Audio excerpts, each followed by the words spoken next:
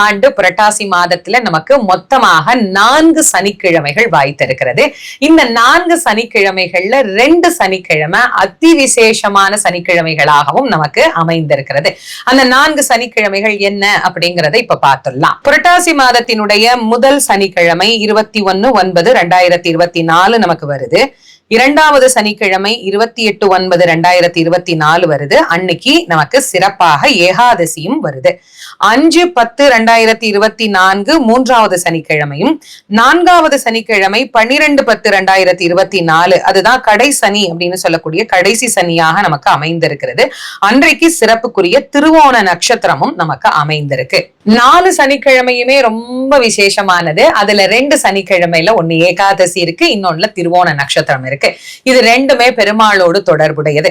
இந்த புரட்டாசி மாதம் புதனுடைய ஆதிக்கம் எப்படி அதிகமாக இருக்கிறதோ அது மாதிரி நமக்கு வாழ்க்கைக்கு வளங்களையும் நலன்களையும் தரக்கூடிய சனிக்கிழமை வழிபாடு அப்படிங்கிறதும் மிக மேலோங்கிய வழிபாடாக நம்முடைய பெரியோர்களால் சொல்லப்பட்டிருக்கு.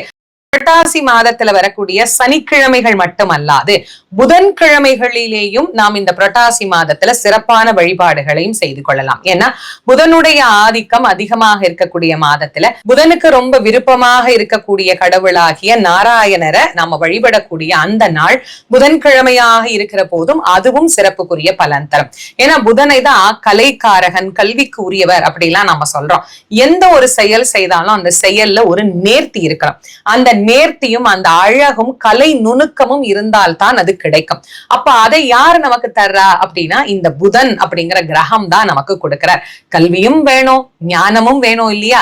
2 நலன்களையும் நம்ம இந்த மாதத்தினுடைய வழிபாடுகள்ல கண்டிப்பாக பெற்றுக்கொள்ள முடியும். குழந்தைகள் நல்லா படிக்கிறதுக்கும், நமக்கு செல்வம் நம்முடைய வீட்டிலேயே நிரந்தரமாக நல்ல செல்வமாக தங்கி இருப்பதற்கும், அதே மாதிரி மகாலட்சுமியினுடைய அருளால சகல சௌபாக்கியங்களும் நமக்கு கிடைக்கிறதுக்கும் இந்த புரட்டாசி மாதத்துல வரக்கூடிய ஒவ்வொரு புதன்கிழமையிலையும் சனிக்கிழமைகளிலையும் விசேஷமாக வழிபாடு செஞ்சுக்கலாம். எது சௌகரியமானது அப்படிங்கறத எடுத்துக்கோங்க. பொதுவா 1ம் 4ம் தலிகையிடக்கூடியதாக பலருக்கும் ஒரு வழக்கம் இருக்கு. வாய்ப்பு இல்லைங்கிறவங்க நடுவுல 2ஆம் நாளும் பண்ணிக்கலாம், 3வது வாரமும் பண்ணிக்கலாம். அதுல ஒண்ணும் பிரச்சனை நமக்கு கிடையாது. அதனால உங்களுடைய சௌகரியம் என்ன அப்படிங்கிறத முதல்ல பாத்துக்கோங்க. இந்த வழிபாட்டு முறைகள்ல இதுதான் கண்டிப்பாக செய்யணும் அப்படிங்கிறதும் கிடையாது. நமக்கு எது முடியுமோ அதை செய்து நம்ம பெருமாளை வழிபாடு பண்ணலாம். இந்த புரட்டாசி மாதத்துல சைவம் மட்டும்தான் சாப்பிடணுமா அப்படின்னு சில பேருக்கு ஒரு கேள்வி இருக்கு.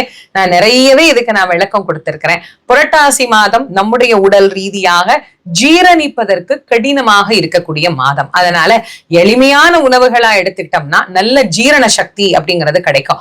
உடம்பு நல்லா இருந்தா தானங்க நம்ம மனசு நல்லா இருக்கும், நம்முடைய வேலைகள் நல்லா இருக்கும், எல்லாமே நல்லா இருக்கும். அதனால்தான் அந்த காலத்துல இது ஒரு விரத மாதமாகவே நமக்கு கடைபிடித்து காட்டிட்டாங்க. அதே மாதிரி முடிந்த வரைக்கும் இந்த புரட்டாசி மாதங்கள்ல நாம் பிறருக்கு செய்யக்கூடிய அன்னதானத்தை அதிகமாக செய்கிற போது அது இன்னும் மேல மேல நமக்கு நிறைய நற்பலன்களை பெற்றுத்தரும். புரட்டாசி மாதத்தை பத்தி இன்னும் நம்ம நிறைய விஷயங்களை தெரிஞ்சுக்கலாம். இந்த புரட்டாசி மாதம் அப்படிங்குரிய மாதம் அப்படிங்கிறதுனாலதான் கிராமங்கள் தோறும் புரட்டாசி மாதத்துல பஜனை செய்யக்கூடிய ஒரு வழிபாட்டு முறையையும் நம்முடைய பெரியவங்க வச்சிருக்கிறாங்க. பஜனை மடங்கள் இருக்கும். அங்க புரட்டாசி மாதத்துல சனிக்கிழமையில எல்லாருமா சேர்ந்து பஜனை பண்ணுவாங்க.